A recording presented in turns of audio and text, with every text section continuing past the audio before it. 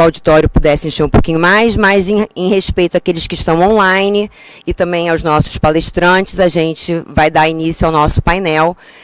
Gostaria também de agradecer a BPI pelo convite para moderar esse 7º painel do Congresso, que tem como tema Inovações do Agro. É um tema muito relevante, sempre atual, especialmente no Brasil, que tem no agro um dos pilares de sua força econômica. O agro é responsável por mais de 20% dos nossos empregos, 25% do PIB, é um segmento que tem tido crescimento sustentável ao longo das últimas décadas, muito competitivo. E a fórmula do sucesso parece ser a combinação, o resultado, né, de 3 fatores principais. A gente não pode nunca deixar de mencionar a expertise, a força, a perseverança do agricultor brasileiro, a presença de políticas públicas de fomento e aqui é o tema que nos interessa, né, a razão da nossa presença aqui, o constante investimento em pesquisa e no desenvolvimento de tecnologias para tornar a produção mais eficiente, com menos desperdício no campo e promover o uso sustentável dos recursos naturais. De fato, as novas tecnologias transformaram o agro, a forma como se produz no campo, novos produtos, novos processos e novos modelos de negócio.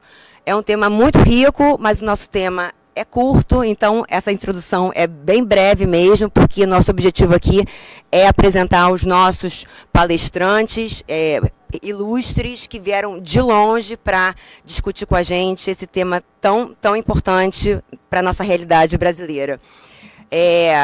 Aqui, pertinho de mim, I would like to introduce Vishal Soda. He is a PhD, LLB. Apresentar Richard Soda, que é diretor global da propriedade intelectual, e ele vai mostrar sua experiência na área agro e farmoquímica. Ele também constrói um portfólio de patentes muito rico. No momento, ele é o chefe do departamento de PI da UPL Limited, que é uma empresa agroquímica. Do outro lado, na outra extremidade, Ícaro é diretor global de patentes da Ericsson, atuando no desenvolvimento de portfólio de patentes essenciais do padrão 5G, representando a Ericsson em negociações de licenciamento. É reconhecido como um dos inventores de 5G e integra o rol dos mais prestigiados inventores da Ericsson após ter sido premiado Inventor of the Year em 2019. Representou a Ericsson como delegado na padronização do 5G, coordenando a escrita de patentes das especificações e liderou grupos de trabalho em pesquisas 5G fomentadas pela União Europeia.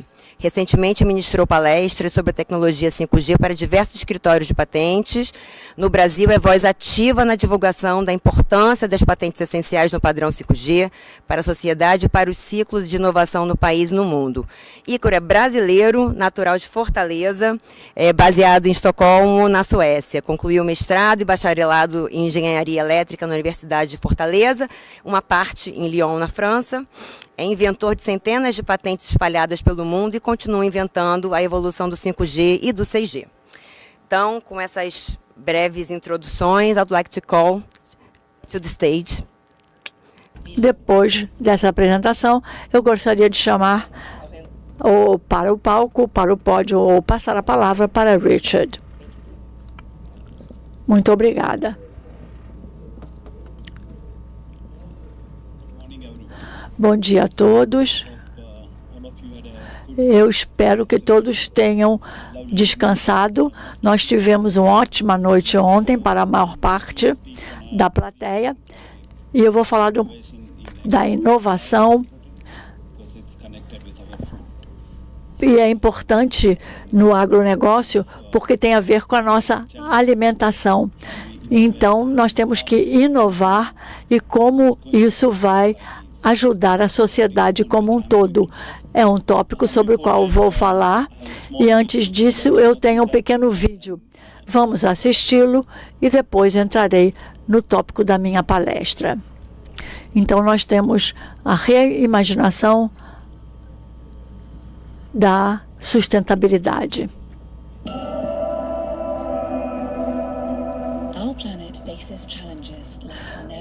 O mundo está mudando como nunca antes. A água, a saúde do solo, a segurança e a mudança climática. A agricultura é a maior conexão que temos com o planeta e deve ser parte da solução. OpenAg é uma rede aberta para reimaginar a sustentabilidade para o mundo, sem fronteiras ou limites. Mas a sustentabilidade é mais do que mudança climática. É reduzir o impacto do ambiente agrícola. Temos que dar resiliência aos fazendeiros e agricultores. E temos que ter também uma cadeia de suprimentos segura. A UPL está mudando a agricultura para melhor, com pequenas fazendas e grandes fazendas no mundo inteiro. Nós mudamos com programas como Produtiva e temos soluções protetoras. Temos mais colheitas com lucro maior. NPP é um líder mundial em soluções bio, colaborando para proteger o nosso planeta para gerações futuras.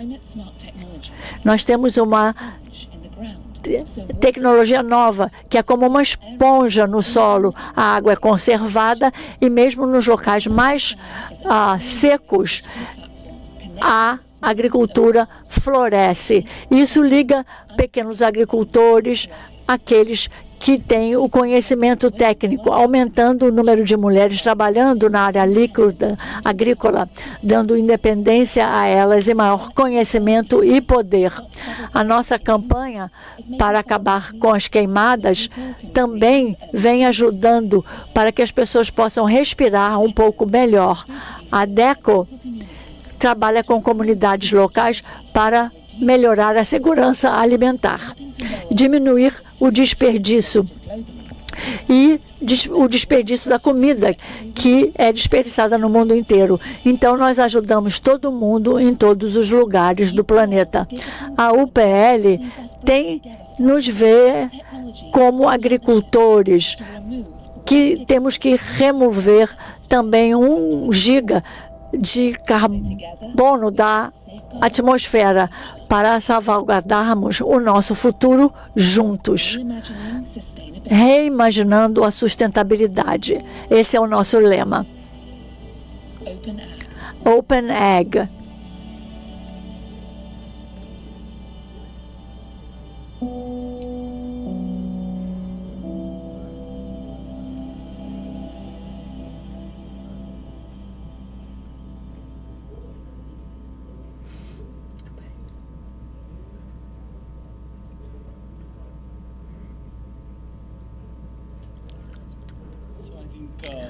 Então, eu acho que esse vídeo deu um insight dos desafios que a indústria agrícola está enfrentando. A nossa inovação será importante para o negócio, para o agronegócio. E antes de mostrar o ciclo de inovações que a API vai nos trazer, é importante entendermos os desafios na indústria agrícola. Na segurança alimentar, que é o primeiro ponto que eu quero mostrar, o que vem acontecendo, são 13 bilhões de toneladas. No próximo século, nós teremos 1 bilhão na população e 3 bilhões. Então, é muito importante que a indústria agrícola trabalhe com várias soluções que ajudem a trazer comida ao prato de cada ser humano. Temos que falar de sustentabilidade também. Basicamente, temos 2 commodities, ar e água, que depende da agricultura. E a agricultura fala de 70% também no mundo. A segurança alimentar, como podemos ter comida saudável vendo da qualidade da terra e da água. Também é crítico. A cada ano, se você está ligada aos agricultores, você pode aprender as diferentes doenças. Um exemplo é 30% de arroz. Não sei se vocês conhecem essa doença que deu no arroz, que é um grande desafio. Então, é muito importante termos uma boa gestão dessas pestes. Agora, como nós podemos contemplar os desafios na indústria agrícola? Essa é a inovação, e como a inovação vai nos ajudar com o ecossistema de PI, que vai trazer soluções que será uma chave nos próximos anos. E é por isso que todos aqueles nessa sala terão um papel importante, porque a maneira de proteger e ajudar o seu cliente a proteger o seu negócio dará vida ao ciclo de inovação. Precisamos de um modelo sustentável de inovação. Por isso é importante termos um PI consistente e robusto em diferentes países. Estratégias para lidar com esses desafios. A apresentação está baseada para identificar os principais pontos, depois as soluções. Então, se alguém está fazendo a pesquisa de um produto e depois vê como vai contemplar as diferentes soluções e não estará no mercado, não vai funcionar. Então, é importante que entendamos os principais pontos de crescimento do agronegócio. Começamos com sustentabilidade, temos tecnologia para a seca, a falta de água será um desafio e, por isso, várias tecnologias serão necessárias. Na UPL, nós temos a Ziba, que absorve a água e vai liberando à medida que a colheita vai sendo feita. Então, nós temos o tipo de meios necessários para que o solo seja fértil. Por isso que é importante manter a saúde do solo. Por isso, várias iniciativas para manter o solo saudável são importantes.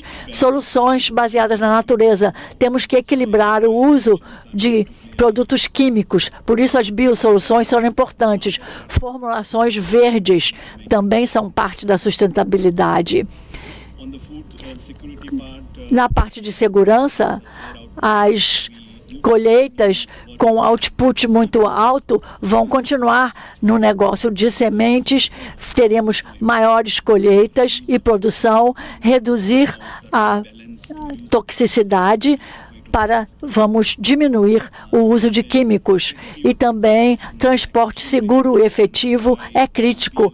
Por isso, na UPL, nós temos toda uma cadeia de valores, desde a colheita até o usuário final para o transporte. Se você tem um produto alimentar, a maioria dos países tem questões de infraestrutura e de como o alimento chegará ao consumidor final. Isso é muito importante, por isso que a solução pós-colheita é fundamental para o negócio.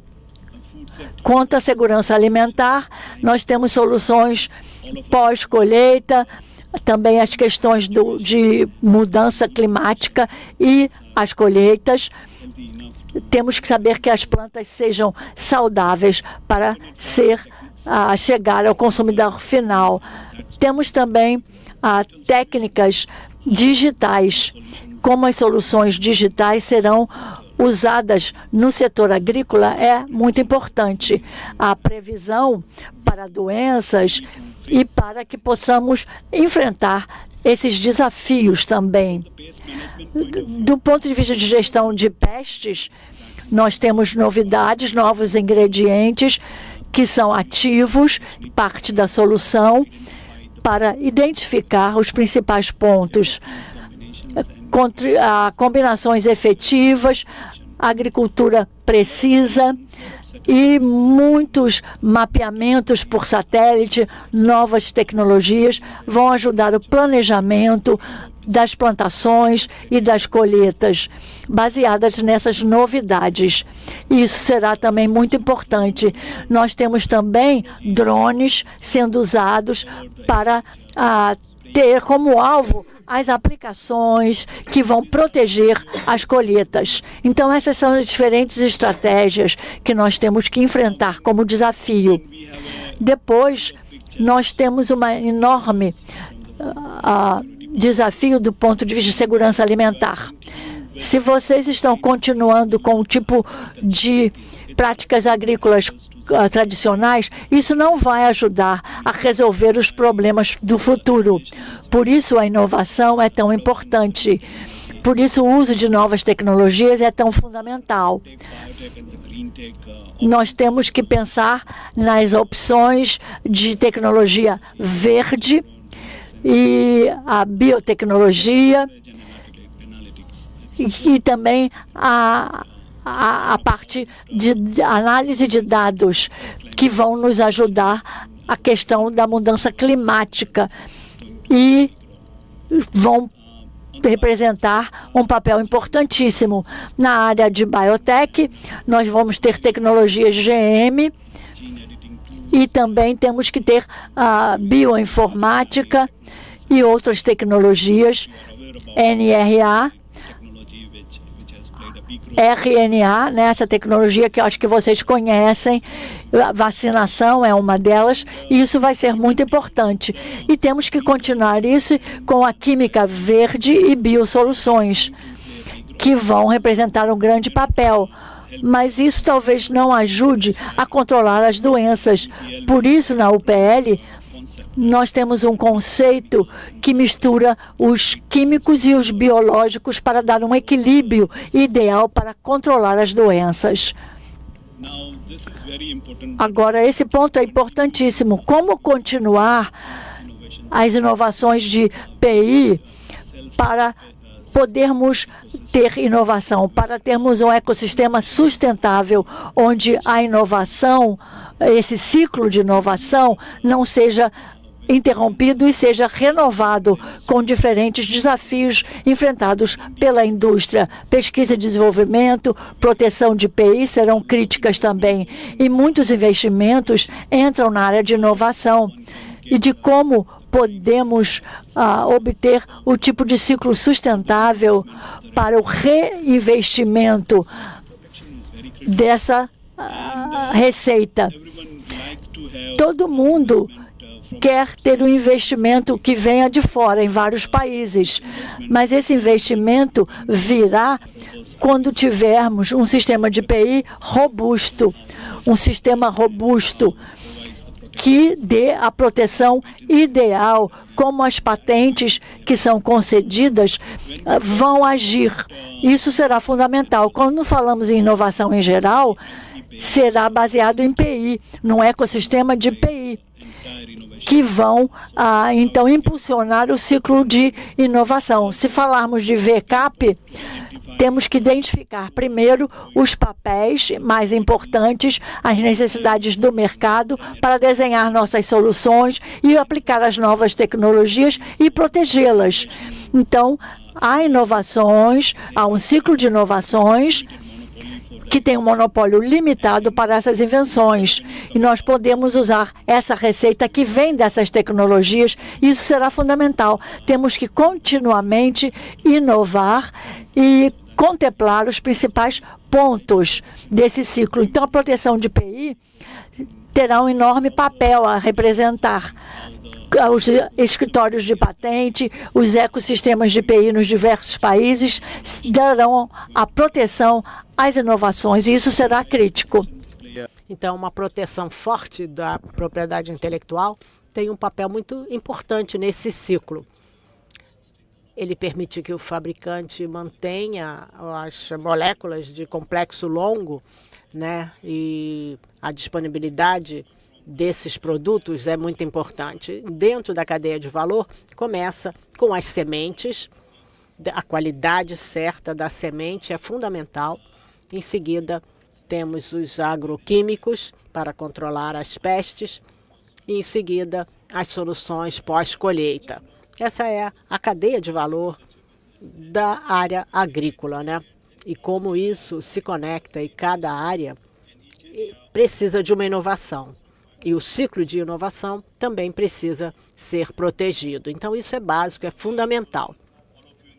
E todos aqui terão um papel muito importante, porque a proteção da API é fundamental. Vocês trabalham com seus clientes, os aconselham a como proteger as suas inovações a partir das pesquisas e desenvolvimento. Então, vocês terão um papel muito importante.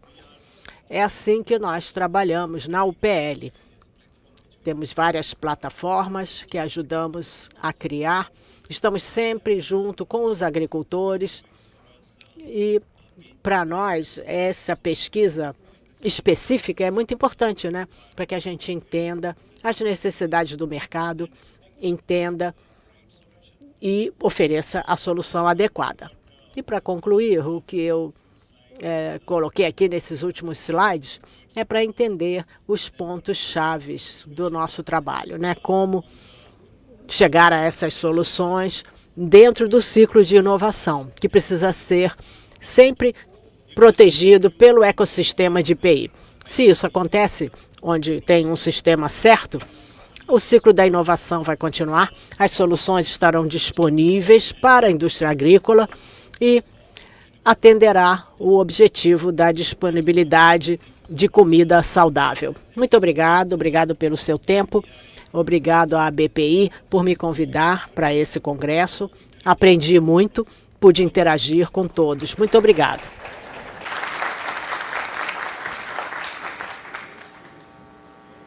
Thank you, Vishal. Great. Obrigado, Vishal. Ótima apresentação.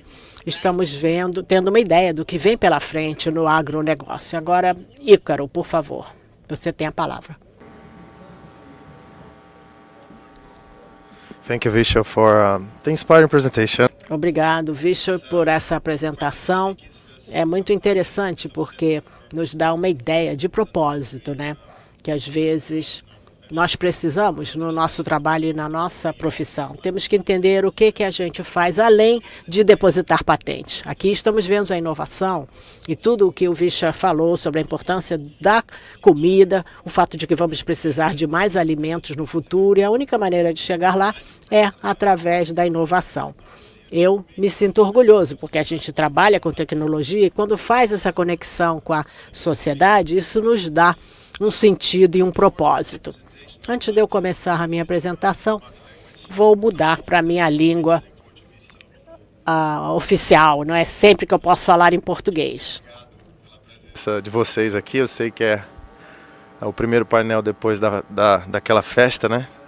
E tem até bastante gente, considerando as circunstâncias.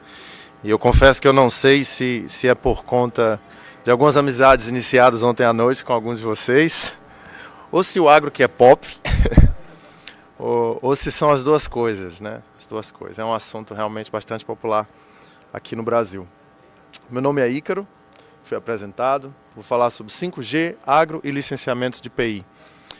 Quando o Gabriel me convidou para falar sobre 5G, eu pensei, esse é um assunto que eu me sinto bastante confortável. Trabalhei com ele desde os tempos em que o 5G era apenas um tópico de pesquisa nos projetos europeus, o METS 2, lá em 2015.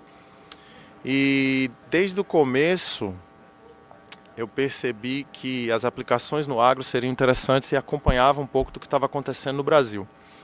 Por quê? Porque o 5G foi a primeira tecnologia, talvez a primeira dessas gerações de tecnologia celular, onde nós nos propusemos a pensar o sistema desde o princípio para aplicações industriais. Isso significaria conectar robôs dentro de uma fábrica, algum tipo de equipamento que hoje em dia funcionaria dentro de uma fábrica através de tecnologias Wi-Fi ou não licenciada, ou até mesmo de cabeamento. Nosso propósito era vamos substituir isso com a tecnologia celular. Apesar dos benefícios e apesar dos avanços que a gente fez e realmente das aplicações industriais que existem nesse modelo de fábrica, as discussões que se colocaram é que esse ainda não é talvez o principal benefício. Por quê? Porque uma das características principais da tecnologia celular é a cobertura. É o fato de você poder implementar uma rede em frequências talvez relativamente baixas que cobre uma grande área. E aí entrou essa visão. Quem vai se beneficiar mais com isso, na verdade, não são essas indústrias de médio ou pequeno porte, mas são as indústrias, se é que a gente pode chamar de indústria. Uma fazenda é uma grande fábrica, né? Tanto pós ou pré, quando sai ali os insumos, mas havia esse entendimento de que essas aplicações, marcos de logística, de portos, e no Brasil, principalmente no agro, seriam uma espécie de cenário ideal para a gente aplicar a tecnologia 5G. E não só a tecnologia 5G, mas a tecnologia celular em geral. Vou falar um pouco sobre isso. Mas, ao mesmo tempo, quando o convite me veio, eu me senti assim, com vontade de trazer talvez um tempero relacionado à API, né? E aí eu tive que pensar bastante, porque realmente não encontrei na literatura muita coisa sobre o assunto. Pesquisei, conversei com colegas que já têm esse assunto um pouco mais amadurecido, e vou trazer para vocês algumas colocações aqui. Vou falar de patentes essenciais também, né? Tentar fazer algumas reflexões sobre o debate público no Brasil e tentar fazer uma conexão com esse assunto. Sem mais delongas, a primeira mensagem que eu queria compartilhar com vocês é que ainda há um enorme potencial de inovação no agronegócio através da tecnologia celular. Quando eu falo que ainda há, eu estou querendo enfatizar aqui que já existem várias dessas aplicações, eu vou compartilhar algumas com vocês, mas existem ainda maior potencial para ser, digamos assim, explorado, né? Eu entendo que a melhor forma da gente criar inovação nesse contexto é começar a usar. Se você perceber a transição do 3G para o 4G, e quando começaram a aparecer os primeiros smartphones, foi aí que as pessoas perceberam o que elas tinham na mão e começaram a pensar, opa, essa tecnologia me propõe isso. Começaram a pensar nos novos aplicativos e ali há uma adoção tecnológica. Então, realmente, eu acredito que ainda há potencial e esse potencial só vai realmente ser liberado quando realmente as pessoas trabalhando com inovação no campo começarem a utilizar. Porque ali elas vão realmente conhecer o potencial e vão pensar em novas aplicações para melhorar aquelas que já foram colocadas. Eu costumo dizer que a indústria de telecom é muito boa em inovação, mas ela peca um pouco em tentar predizer ou previr as aplicações, né? Então a gente depende de um ecossistema também onde as aplicações elas vão surgindo. Mas ainda há esse enorme potencial. E aqui eu colocaria para vocês apenas alguns exemplos de aplicações do celular no agronegócio. E como eu falei, celular aqui é um termo talvez até mais abrangente que o 5G, porque muitas das aplicações que o campo hoje exige, elas ainda podem ser supridas com o 4G. E aí é nesse uso que as pessoas trabalhando com isso vão perceber para que próximo passo elas vão levar essa tecnologia e as aplicações. Altas taxas para transmissão de dados, nós temos exemplos aí como os mapas digitais, né? A gente usa aplicativo de navegação quando a gente anda aí de carro ou a pé. Antes daquele aplicativo poder funcionar, precisa haver uma espécie de mapeamento, né? Aqui é a mesma coisa, os veículos do campo eles precisam ter uma noção do que é o mapa da fazenda, ou o mapa daquela grande fábrica, né? Que é a propriedade rural. E é preciso fazer esse mapeamento e refazer esse mapeamento. Então, é também uma aplicação possível nesse contexto. A própria parte de fotos, também fotos e mapas digitais, vídeos em tempo real do campo. Estamos falando de colheitadeiras e drones. Aqui tem algumas aplicações já na parte de controle de pragas, onde há esse tipo de equipamento tentando monitorar onde é que vai ter algum problema que precisa ser atacado. Permite que essa detecção seja feita mais rápida, mais efetiva e sem a necessidade de uma intervenção humana que demoraria muito mais e o trabalhador rural pode focar talvez em outros tipos de trabalho. A baixa latência para o processamento na nuvem, processamento pesado de imagens, aqui também tem aplicações relacionadas a controle de pragas, onde você precisa, em alguns cenários, de imagens mais precisas de alta resolução. A latência baixa para processos e controles críticos, operação e manutenção baseada em vídeo. Vídeo algo pesado, tanto de vídeo quanto chega, para quem está operando um determinado equipamento, no download, né? Está chegando no equipamento, também como vídeo que vai, né? O upload. Tem também aqui, não tem um exemplo, mas vem um exemplo agora na memória, que é a parte de manutenção dos veículos também, né? Onde as empresas que fabricam os veículos têm o interesse de saber a performance desses veículos, saber em que determinado momento esses veículos precisam de alguma troca de algum equipamento, ou de alguma manutenção, ou update de software. Cobertura desde a fazenda até o destino final, essa é uma das vantagens da comunicação celular. Nós estamos falando aqui de tudo que entra, tudo que sai, tudo integrado, né? Até a própria voz, por que não, né? Que às vezes é necessário esse tipo de comunicação das pessoas trabalhando nesse tipo de contexto. E tudo que pode ser medido terá um sensor. Por exemplo, as pessoas, as máquinas, os solos, né? O alimento, talvez. Isso aí talvez seja um pouco mais controverso, mas enfim, tudo tem um sensor. E o que torna o celular ou a tecnologia celular mais interessante do que outras alternativas? Primeiro, a flexibilidade dos casos. Então você tem o SMS, uma coisa bem simples, ou qualquer outra aplicação de transmissão pequena de dados para transmitir um valor de temperatura, um valor de umidade que vem de um sensor. Mas você pode chegar até aplicações de 5G, de baixa latência, downloads e uploads de vídeos de alta resolução, imagens de alta resolução. Então você abrange uma variedade de possibilidades com a mesma tecnologia, sem precisar colocar várias tecnologias. Às vezes eu recebo perguntas assim, e o satélite, né? Por que o satélite não é interessante? O satélite provavelmente cobre algum tipo de aplicação. Tem um custo elevado e também não tem como abranger todos os tipos de aplicação por conta da alta latência e da pequena banda, né? Cobertura, a gente já falou que a cobertura é um dos maiores atrativos, mas também um dos maiores desafios, que eu vou falar depois. A questão da mobilidade, né? A gente sabe que o espaço é muito longo, a cobertura é longa, então os veículos precisam se movimentar e os equipamentos precisam se movimentar e continuar o serviço, né? Tem a continuidade de serviço. A segurança, que é inerente dos sistemas celulares, por serem sistemas globais, os sistemas são altamente testados e são robustos contra qualquer tipo de ataques, de hackers ou sabotagem mesmo. O produtor rural não quer ter uma nova tecnologia para melhorar os processos e correr riscos de sabotagem, né? Resiliência, cobertura global, nós fazemos parte de um ecossistema global também que diminui o custo dos dispositivos. Isso é muito importante da tecnologia celular, né? O 5G daqui é o 5G da China, que é o 5G dos Estados Unidos. Nós estamos falando de sistemas globais. Às vezes é difícil, tem muita mensagem esquisita que mistura geopolítica com tecnologia, mas o 5G é um sistema só. Isso é muito bom. Falei já do satélite, fibra, não tem mobilidade, o custo é altíssimo. Você imagina você ter que cavar para colocar fibra no campo, é complexo e às vezes em alguns contextos o campo precisa de flexibilidade, um remanejamento de áreas. Então se você coloca fibra no lugar e precisa remanejar uma área, você vai ter que cavar de novo. Então mais uma vez a tecnologia de rádio celular se torna bastante atraente. Mas existem desafios, é claro que existem os desafios tecnológicos das aplicações, mas existem desafios que vão além disso. Eu costumo dizer que um dos maiores desafios no agro, na verdade, é o modelo de negócios. E eu quero ilustrar isso através dessa foto. Do lado direito, eu tenho aqui, não. Do lado direito vocês têm um mapa de distribuição de população e do lado esquerdo a gente tem a distribuição das estações radiobases no Brasil.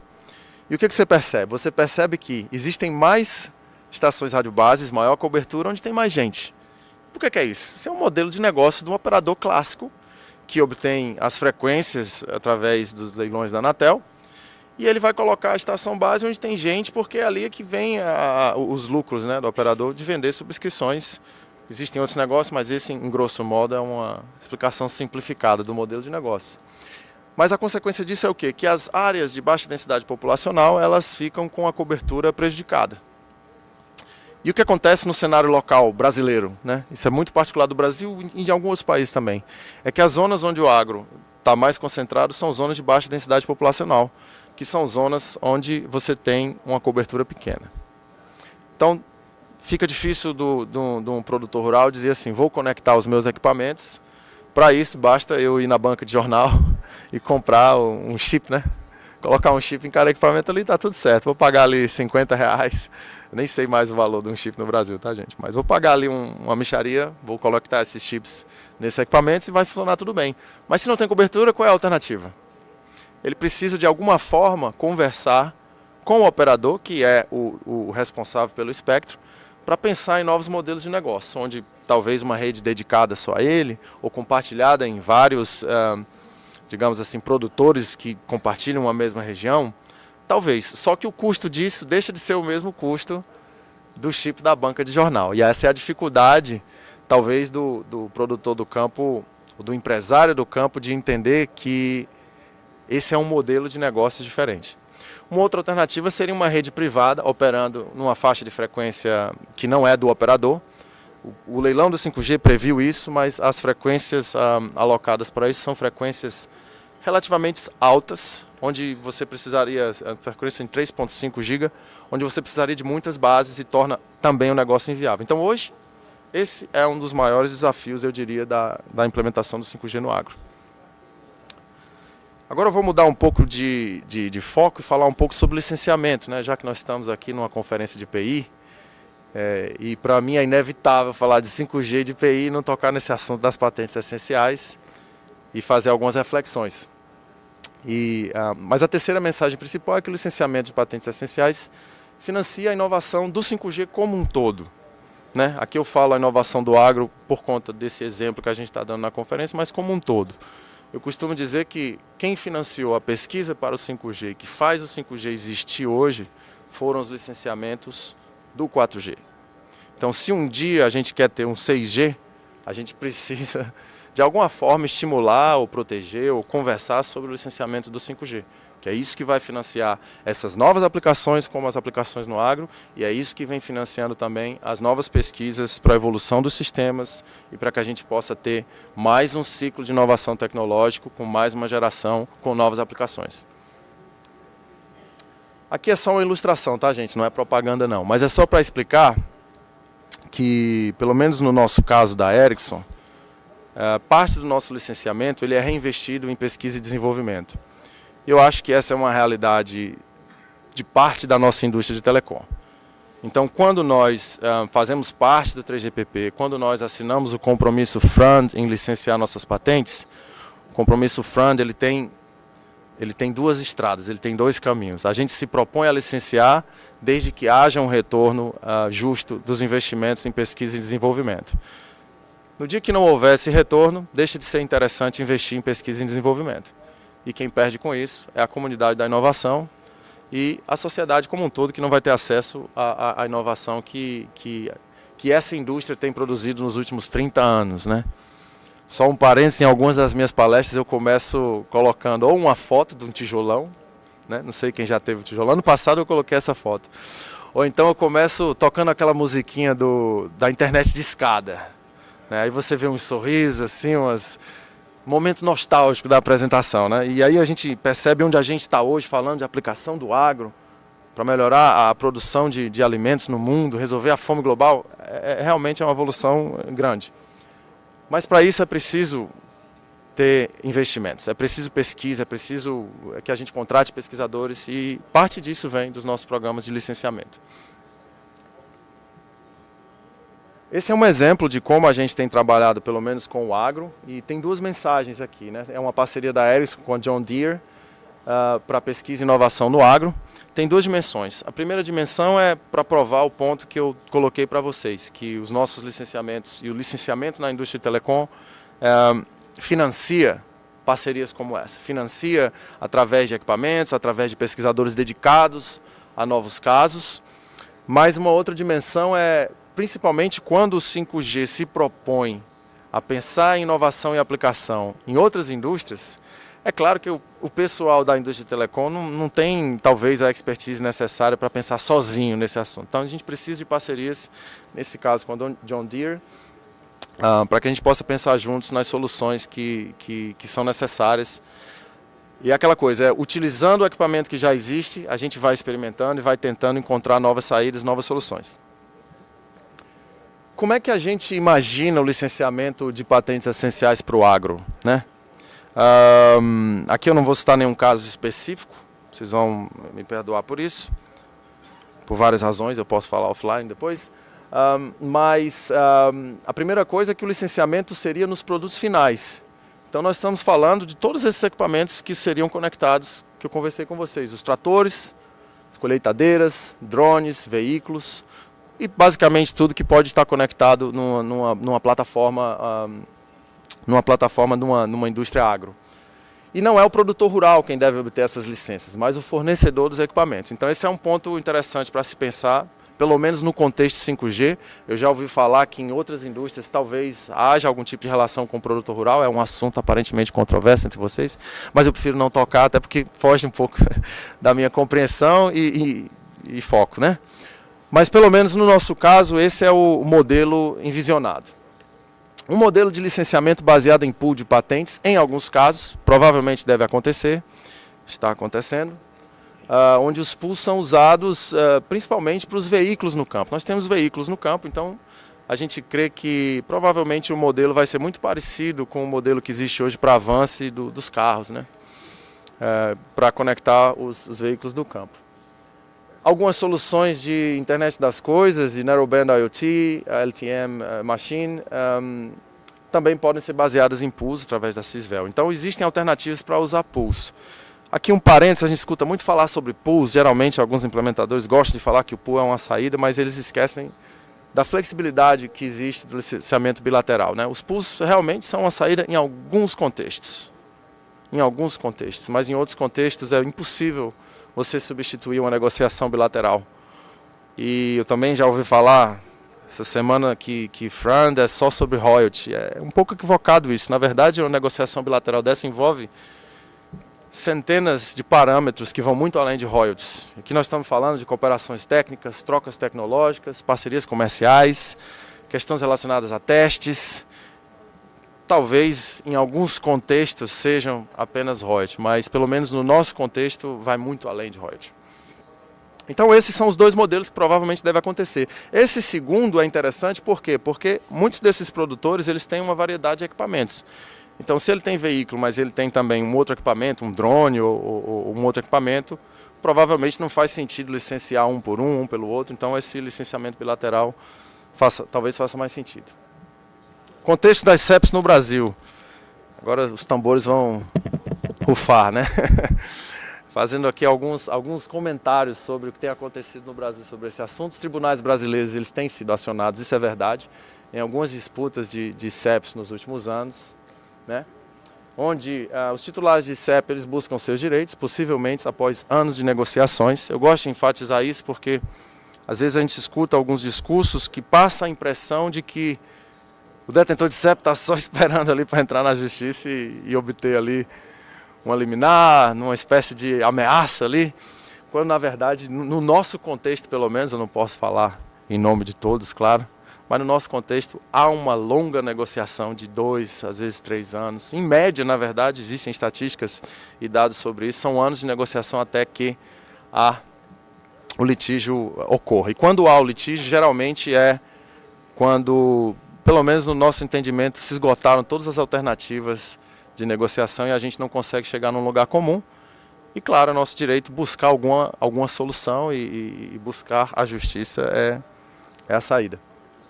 Existem vários artigos e debates defendendo apenas as perspectivas dos implementadores. Eu estou exagerando um pouco, tenho coletado alguns dados sobre o assunto, mas isso tem se balanceado de uma forma ou de outra. O fato de eu estar aqui falando sobre isso talvez seja até uma forma de balancear. Mas essa tem sido a minha observação, eu tenho conversado abertamente com vários de vocês sobre isso. E a gente tem acompanhado e tentado de alguma forma contribuir. Um dos motivos é que são mais. Se você olhar a quantidade de empresas implementadoras e a quantidade de empresas detentoras de CEP, existem mais implementadores. Então é natural que haja uma voz talvez mais ativa, né? Relatório do INPI sobre o 5G, aqui é só uma demonstração do interesse crescente das diferentes entidades, né? Não vou entrar nos detalhes sobre o relatório, mas o fato do INPI se interessar em publicar alguma coisa sobre 5G e falar de patentes essenciais já demonstra que é um assunto que está acontecendo no Brasil, né? Diálogos técnicos sobre SCPs no GIP, a gente foi convidado através da BPI, foi muito interessante a gente poder colocar algumas questões. E uma das conclusões é que não há necessidade atualmente de alterar a legislação de IPI. Pelo menos essa é a minha interpretação, ou seria prematuro, talvez, conversar sobre isso até que o assunto evolua mais. Nós entendemos que legislar sobre CEP pode gerar desequilíbrios Não sei se vocês conhecem, mas existe uma proposta da União Europeia de legislar CEP que é bastante criticada.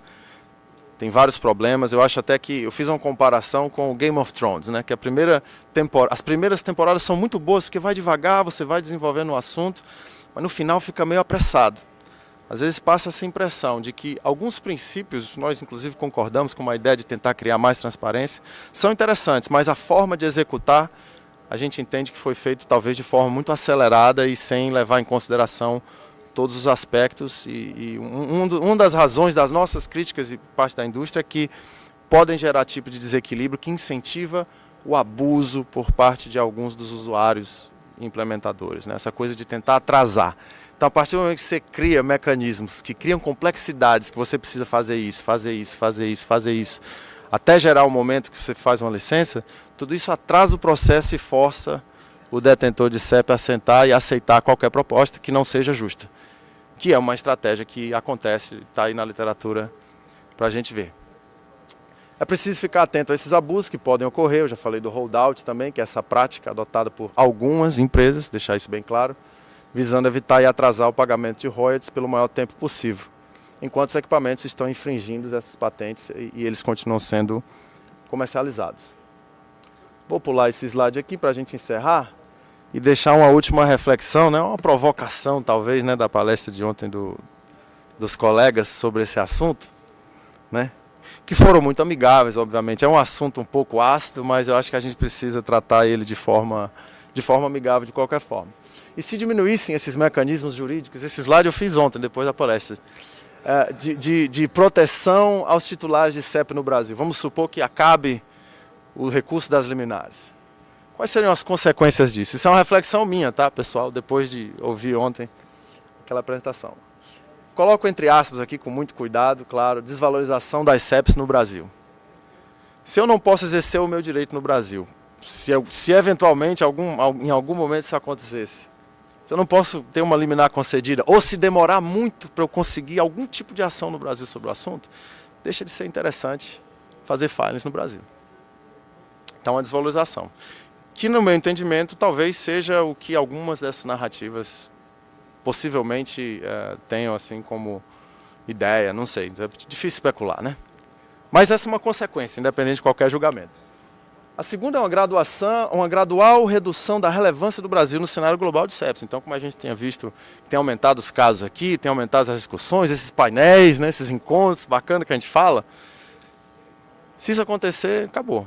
Por que a gente vai falar sobre o assunto se não acontece nada mais sobre CEP no Brasil? E a redução dos índices de inovação no Brasil, porque terão menos submissões e o Brasil deixa de ser um lugar interessante para se discutir CEP, né? O mundo não vai acabar, o sistema de inovação não vai acabar, vão apenas migrar para outras jurisdições e o Brasil vai se tornar desinteressante para a indústria de inovação de telecom. Essa é a consequência. Então é por isso que eu acho que esse assunto tem que ser tratado com muita sobriedade e cuidado. Tá aí talvez essa seja a reflexão que eu queria deixar com vocês aí de ontem, vocês que são aí as firmas trabalhando para nós e para toda a indústria no Brasil e tratando desse assunto. E é isso.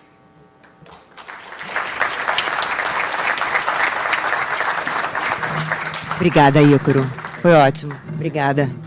Bom, pessoal, nós agora vamos abrir o microfone para perguntas da plateia e também incentivando o pessoal que está online a formular suas perguntas, que havendo tempo eu vou passar aos speakers.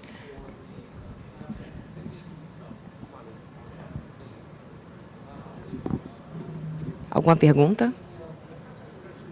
Algum comentário? Gabriel. Congratulations, Vishal.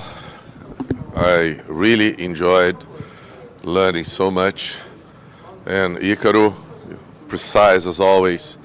I would like to hear from both of you or Eu queria ouvir de qualquer um de vocês regarding one aspect. em relação a um aspecto. Often when we approach Muitas vezes, business quando people, a gente fala ou quando a gente owners fala of com agricultural businesses. donos de And we have to negócios explain, agrícolas e quando well, temos que explicar a you have to eles, pay a license bom, fee você tem que for pagar uma this or licença, that. uma taxa You por know, isso ou this por is aquilo. intellectual property. Isso aqui You need trata-se de propriedade to intelectual. negotiate. É preciso And then negociar. I often hear, Muitas vezes o que eu ouço dessas but I have a pessoas é: license. Oh, mas you eu have a tenho, license for what? eu tenho uma licença. Tenho uma licença para quê? Para isso.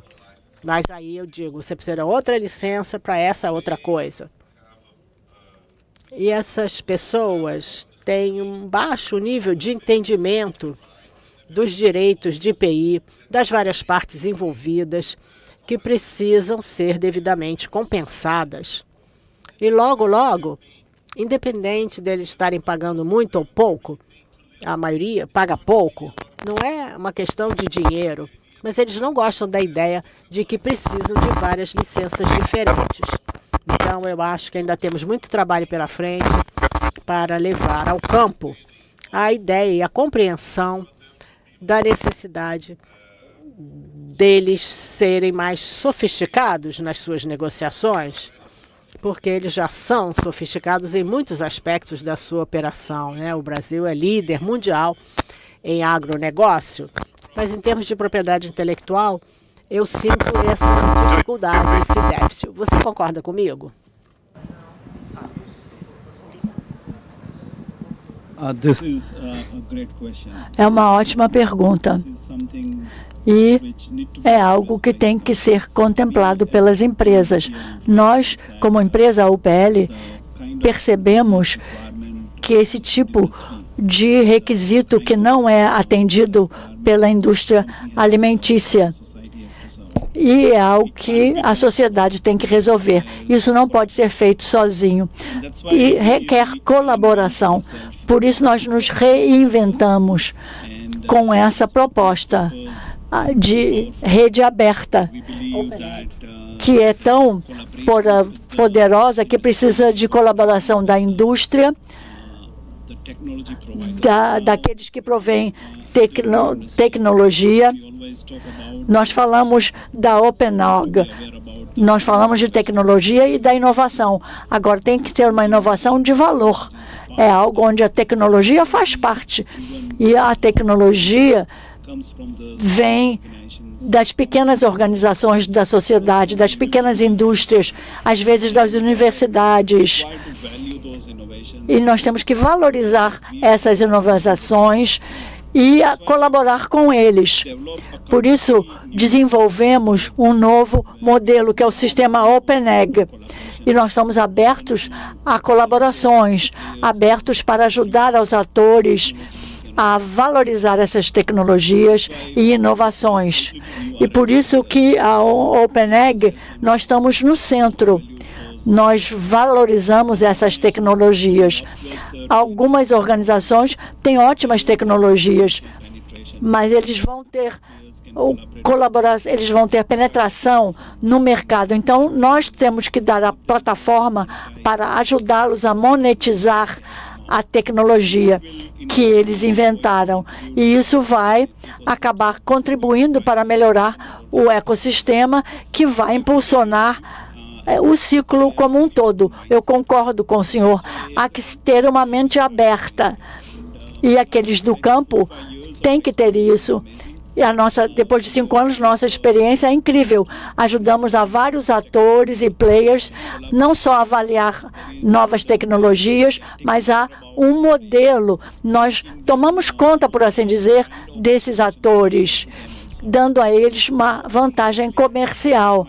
Então, a indústria tem que mudar a sua mentalidade, tem que ter uma mentalidade mais aberta. Todos têm que colaborar e há que haver um respeito para a API em todos os atores, e há que haver uma colaboração, e eles têm que ser pagos das taxas de licenciamento, e temos que colaborar com eles comercialmente. Nós acreditamos nisso como UPL, e nós temos um sistema completo que realmente contempla esse caso. Obrigado. Pessoal, mais alguma pergunta?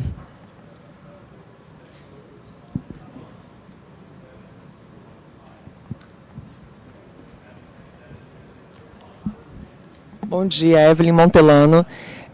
Primeiramente, eu gostaria de parabenizar o painel e direcionar já de pronto a minha pergunta ao Ícaro e ao painel como um todo, caso também o Vishal e a Isabel possam comentar. Né?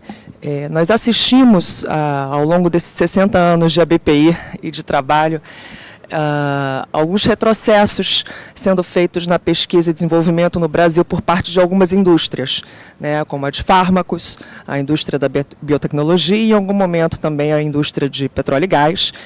E, como o Ícaro muito bem colocou, espero que não aconteça, mas, quem sabe, também na indústria de telecom, né, dada, enfim, determinadas posições em relação as liminares e outras iniciativas que nós temos visto. E como o Ícaro muito bem colocou, é uma questão muito sensível, que é tratada com muita seriedade, né, por empresas como a Ericsson, né, essa questão da causa e do efeito, né, do ambiente jurídico e investimento em pesquisa em determinados países. Talvez você, Ícaro, possa explorar um pouquinho melhor como companhias como a Ericsson, né, tomam suas decisões acerca do investimento que é feito em países como o Brasil e outros, né, causa e efeito, ambiente jurídico, pesquisa e investimento. Por favor. Tá bom. Obrigado, Evelyn, pela colocação. Assim, você é tão boa a sua pergunta que já estão aplaudindo lá, né? Mas acho que o Brasil é interessante para nós, primariamente por ser um grande mercado e tem um potencial humano fantástico. Os nossos profissionais aqui são realmente elogiados no mundo inteiro e há uma integração dos nossos R&Ds de pesquisa do Brasil com a Suécia, com os outros países também na Europa, nos Estados Unidos e na China. E o pessoal que faz pesquisa aqui no Brasil pesquisa exatamente as mesmas coisas que a gente está pesquisando lá na Suécia. Então há uma integração. Então, a princípio, começa aí, né? Nosso interesse pelo profissional que é qualificado aqui. Agora, claro, quando há políticas de incentivo fiscal, a gente tenta explorar de alguma forma. E eu falo com certo orgulho que a Ericsson é uma das poucas, talvez, empresas de telecom que ainda tem um centro de pesquisa aqui, que faz alguns dos primeiros filings aqui também. Então, a gente não só investe em pesquisa na Suécia, a gente investe também em outros países, incluindo o Brasil. Então, o nosso centro aqui do Brasil é um centro importante, com mais de 390 pesquisadores, colaboradores, ações com as universidades. Então, é um centro bastante integrado e a gente tem tentado contribuir também para os índices de inovação do Brasil com esses filings, né? Então, você pode olhar lá os índices do INPI e você vai ver primeiros filings dos nossos pesquisadores brasileiros aqui, trabalhando com a evolução do 5G no momento e no 6G também. Então, no 6G, principalmente, eles têm se engajado ainda mais. E o risco do país gerar, digamos assim, ou acabar com os mecanismos existentes, ou diminuir, ou dificultar a utilização, acho que essa é a melhor palavra. Se o país chegar a dificultar a utilização desses mecanismos de enforcement, né, claro que isso faz a gente se questionar um pouco se vale a pena investir em filings aqui. E aí não só envolve a questão de investimento de R&D, de pesquisa no país, que fica no país, que deixa os cérebros, né? Sempre falo com o pessoal do governo, esse assunto sempre vem à tona, a fuga de talentos. Vocês já devem ter ouvido falar disso, né? Não sei se é porque quando eles falam comigo, esse assunto sempre vem pelo fato de eu morar na Suécia, esse assunto vem à tona. E eu falo que o fato da gente ter centros de pesquisas aqui faz com que o país tenha inventores. Então são PhDs, são mestres, são doutores, pós-doutores que não estão na academia e nem vão abandonar a carreira científica. Porque eles se tornam inventores, eles percebem ali também até uma oportunidade de crescer economicamente, porque existe parte dos nossos royalties que vão para os inventores também. Então é uma forma, o licenciamento para mim é uma forma de você estimular a inovação e criar essa cultura de inovação que fica no país também. Mas para isso a gente precisa desses mecanismos, né? E a gente não pode banalizar, acho que o tom da conversa sobre o assunto que foi tratado ontem a nossa posição é que a gente também não pode banalizar essa questão de liminares de qualquer forma. A gente pode discutir os critérios, mas geralmente quando o debate vem à tona não se discute critérios, dá a impressão que você chega lá, ô senhor juiz, libera aí uma liminar para mim que tá tudo certo. Ah, beleza, passa amanhã aqui. Eu não sou advogado, tá, gente? Desculpa a linguagem. Mas essa é a minha interpretação quando eu escuto alguns speeches sobre esse assunto. E eu sei que não é assim. Eu sei que tem um critério, a gente tem que provar várias coisas, a gente tem que mostrar evidência disso, mostrar evidência daquilo. E muitas vezes, quando se fala assim, mas precisa de uma perícia para ver se essa patente é essencial, a gente está conversando há 2 anos, às vezes, com alguém sobre isso, provando lá, explicando, respondendo perguntas. E claro que a empresa tem engenheiros qualificados para chegar a essa conclusão também. Mas, encerrando, falando de forma mais breve, é isso. Então, eu acho que a gente precisa estimular a cultura de inovação no país. E, para isso, esses 2 pontos não podem ser distintos. Essa discussão de litígio e essa discussão de files. Eu sei que é uma tentativa, às vezes, nós estamos falando de outra coisa aqui. Não estamos, não. É a mesma coisa. Difícil separar. Visha, would like to comment? Você gostaria de comentar? Possível, tá? Você gostaria de comentar agora? Sim, eu acho que o Ícaro colocou muito bem. É muito importante quando a gente tem um ecossistema de IPI robusto que dá as proteções necessárias e quando há uma violação, as pessoas têm que poder se defender. Eu acho que o ciclo de inovação, se a empresa passou tanto tempo, gastou tanto tempo com aquela inovação e isso não é respeitado, nem valorizado, eu acho que isso deve ser visto. E por isso que é muito importante esse ecossistema de IPI. Direitos à proteção, direitos à colocação das propriedades intelectuais. Mais alguma pergunta, comentário? Não, então vou encerrar o painel. Acho que os outros também encerraram agora. E agradeço a presença de todos. Aproveitem o dia.